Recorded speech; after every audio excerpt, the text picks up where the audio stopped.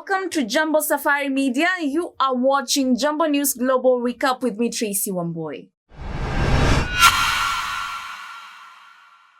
Brothers Lil and Eric Menendez, convicted of murdering their parents in 1989, have had their life sentences reduced, making them eligible for parole under California's youthful offender law.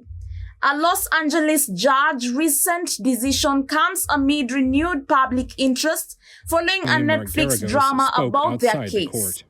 I just know that on a day like today, that redemption is possible. The fact is, the Menendez brothers have done remarkable work, and today is a great day after 35 years. And I'm hopeful and glad that we're one huge step closer to bringing the boys home. The California Parole Board is set to assess their potential release, with a clemency hearing scheduled for June 13th. The brothers were initially sentenced to life without parole in 1996, but their eligibility for parole reflects a shift in their legal circumstances after decades of incarceration. Human rights groups are warning of a significant increase in deaths among migrant construction workers in Saudi Arabia as the country prepares to host the 2034 World Cup. Reports from Human Rights Watch and Fair Square indicate that many fatalities are categorized as natural causes, preventing families from receiving compensation. With millions of migrant workers involved in building infrastructure, including stadiums and hotels, there are concerns over safety standards and working conditions. Accidents attributed to negligence and inadequate oversight are rising, with heat exposure also posing a major risk. While FIFA has expressed commitment to workers' rights, critics argue that the measures in place are insufficient and call for thorough investigations into all worker deaths and proper compensation for families affected. Families of victims from a deadly Jeju airplane crash have filed a criminal complaint against 15 individuals, including the airline CEO and South Korea's transport minister, for professional negligence. The crash, which occurred on December 29, 2024, resulted in 179 fatalities out of 181 passengers, making it the worst aviation disaster in South Korea history.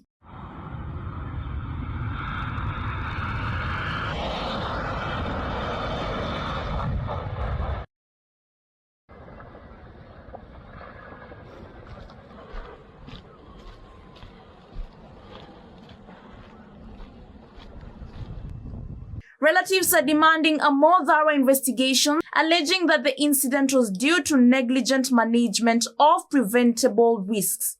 Despite the ongoing police investigations and a travel ban on the CEO, no charges have been filed. The complaint raises concerns about air traffic control responses and potential regulatory violations regarding runway safety. Aides to President Joe Biden are pushing back against allegations in a forthcoming book, Original Sin, which claims his inner circle concealed his physical deterioration during the 2024 election campaign. The book, authored by CNN, Jake Tapper, and Axios' Alex Thompson, suggests that aides even discuss the possibility of using a wheelchair for Biden due to his declining health. In response, a Biden spokesperson emphasized that evidence of aging is no evidence of mental incapacity, asserting that Biden has been an effective president. The book cites anonymous sources and discusses incidents where Biden reportedly failed to recognize prominent figures, including actor George Clooney, at a fundraiser. Biden, who ended his campaign abruptly after a poor debate performance against Donald Trump, stated in a recent interview that withdrawing earlier would not have changed the outcome. The book is set to be released on May 20th. Canadian Prime Minister Mark Carney has introduced a new cabinet amid ongoing trade tensions with the US, promising decisive action on his economic agenda. The reshuffled cabinet includes 28 ministers and 10 secretaries of state, featuring a mix of familiar faces and political newcomers. 24 members are new, with 13 first-time MPs. Notably, Anita Anand has been appointed as a new foreign minister, while Dominic LeBlanc will focus on Canada-US trade. Carney has maintained gender parity in the cabinet and emphasized a team build to address critical issues like housing and immigration, which were points of criticism under the previous administration.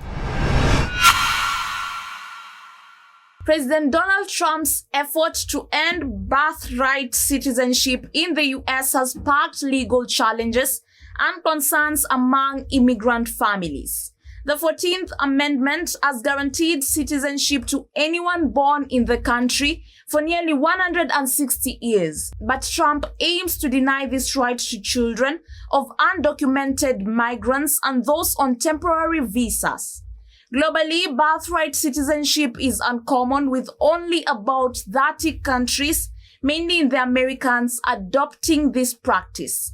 Many nations in Europe and Asia follow this jus sanguinis principle, granting citizenship based on parental nationality.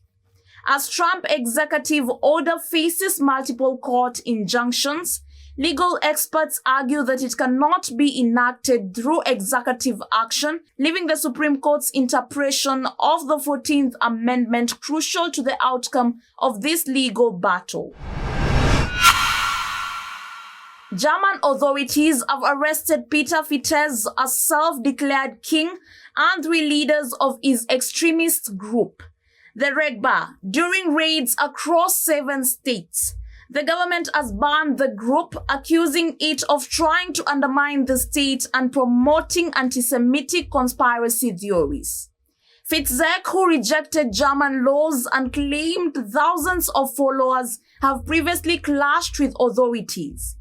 The Reichsbürger movement, which includes about 25,000 members, is linked to right-wing extremists and have been classified as a criminal organization. Thank you for tuning in to Jambo News Global Recap. Remember to like, share, and subscribe.